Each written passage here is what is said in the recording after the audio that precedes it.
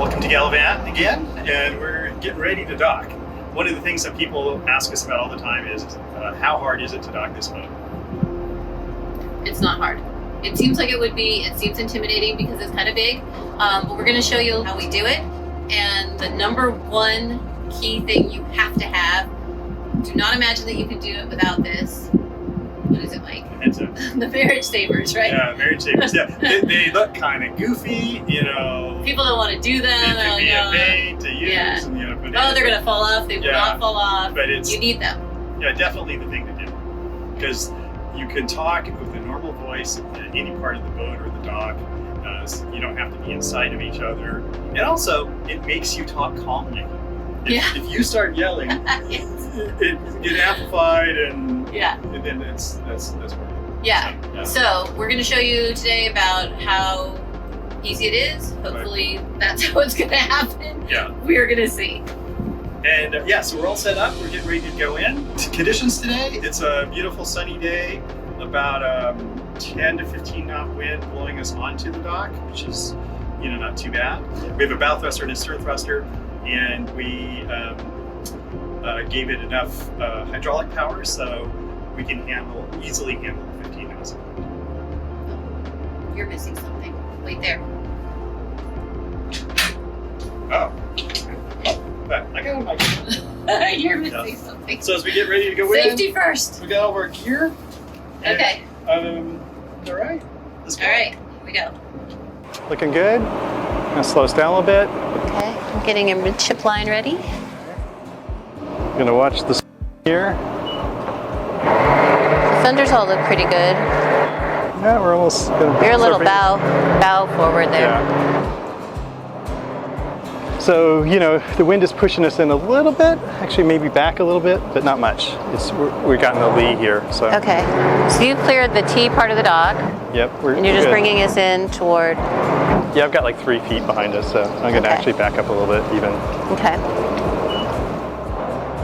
Yeah, looking good. All right. Yeah, we'll need to come back a little bit. All right, I'm gonna slow us down as we get closer to the dock. All right. Now I'm gonna nudge back a little bit. Yeah. All right, so I'm gonna take a little speed off. All right, go for it. Okay, stepping off. And I'm gonna go to this Sure, plate whatever right here. now. We'll get on what we need to get on and then clean everything else up. All right, that one's secure. All right.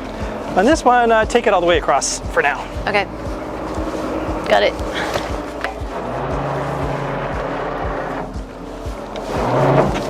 To this one? Yeah. Do you want it to come back? No, just wrap it around there and tie it off there. All right. These are fun cleats, you guys. It's never easy to figure out how to get around these. They're kind of unusual in that. We have a little bit of a system going for it. So what we normally do here is we get safe. We have our 3 lines in. We feel comfortable. We're not going anywhere. Not going to hit the dock. And then now we can clean it up, readjust, and tie up for the long haul. We made that look pretty easy, I guess. Sometimes it's easy. Sometimes it's a little bit harder. I think the conditions were pretty much in our favor that time, but hopefully that gave you a bit of an idea of what it's like to dock an 80-ton boat. But we wanted to actually take a little bit more time to wrap up what we did and to talk in a little bit more specifics about some of the things that are really important to know when you're 2 people docking one boat. Docking is one of the most stressful parts of owning a boat. And it's the thing that leads to people not actually using their boat, because if they have to think about how stressed they get every time they come and go, they're not going to use their boat very much. And also, it hurts your relationship. There's a lot of yelling, bad feelings, who needs that? So we have 3 things that really make docking easy for us. And the first one is communication. We talked about that a little bit, but we're really talking about the headsets. It sounds simple, but it makes a huge difference. It's night and day between not having headsets and having headsets. Yeah, and we use a product called EarTech. Comes in this handy little storage container, which fits really nicely into our cabinetry. And every single time, even if we think, oh, this one's going to be so easy, we don't need headsets. Yeah. These are great. They are super snug, so you can lean over, pull things up, reach up and grab things, and they're not going to fall off.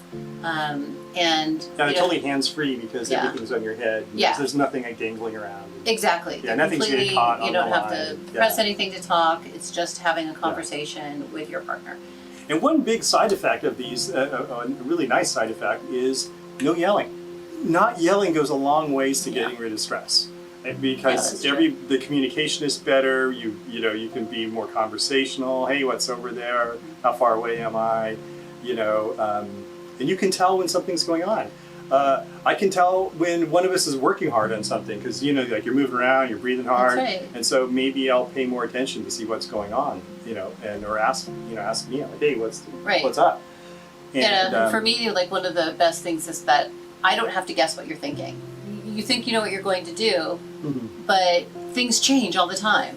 right. Or there's something is beeping and I can hear it through the headset. I'm like, oh no, what's that? Yeah.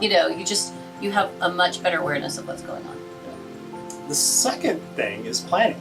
For me, anyway, being a more novice than Mike is, at least around docking and boating in general, it's really important for me to talk through a plan with Mike before we get to the dock. So before we get to a dock ever, we put out the fenders, we put out the lines, and then we talk through our plan. And so the plan has to do with what the weather is like, so what the wind's like, what the current's like. Are we going to be pushed against the dock, away from the dock? Which dock are we going into? What part of the boat do I want to be standing on at which point of the docking? And which, are we going to tie up the midship line first, stern line? Just kind of have that all in order. Now, obviously, sometimes things change, but if you know what you want to do off the bat, it makes it a lot easier because time is of the essence, right? Yeah. Like when I step off the boat onto the dock, I want to be quick. I don't want to be thinking, oh, which thing should I be doing first? I want to know. Right. It's so much better if we talk about it in advance. Yeah. Because that way, when we get to some critical junction where pulling up to the dock needs to get tied up, we're not discussing it for the very first time, right in that moment where people need to do something. If we have an expectation of what's going to happen, usually that's what happens, and it's just a lot easier. Yeah. The third thing is a boat, having a capable boat, and there are a couple features in this boat that make it really easy to dock. The first one is the docking station. You've seen me use it around the boat. This boat was built in 2009. I have a wire docking station, so it's a little old school, but it's cool because I can wander around the side of the boat and do things that I can be in the place I need to be in. I can get the vantage point. I can see the stern, or I can see around wherever I need to be. And that's super convenient. There are a bunch of wireless ones. You can go look at those, and they allow you to roam everywhere around the boat and conceivably on the dock, but I'm not sure how well that works, although I had one once and I did that, where you stand on the dock and drive your boat. That's fun. The other thing we have are thrusters. We talked about thrusters a little bit. We've got a bow thruster and a stern thruster. Thrusters are awesome. It's like cheating. It's totally like cheating because all you have to do is get close and slide on in. It's like my driving skills have gotten worse because I don't need to really worry about sliding the boat right into position. I just get it close and slowly move the boat into its final spot. We have hydraulic thrusters, which are awesome. A lot of people have electric thrusters, which are good too. But the hydraulic thrusters can run continuously. Electric thrusters you can run for a set number of minutes, and then they're supposed to have a rest for a set number of minutes, assuming that you have battery capacity and all that. With hydraulics, as long as the engine's running, you can run them forever. And it's really nice because they're proportional too. So we can get the boat to the dock and kind of put them on a little bit, and it just kind of snugs the boat right up against the dock, and you can tie things up. Yeah, and the nice thing for me is that I never have to jump. Yeah. Or I never have to gauge, oh, this is the moment. There's no leap of faith. There is when you get close to the dock. That's right, exactly. Yeah. I know I can have confidence that he's going to be able to, like he said, snug it up against the dock, and I'm just going to step off. We like our ankles. Yeah, exactly. No jumping. Yeah, so so it's great for that as well.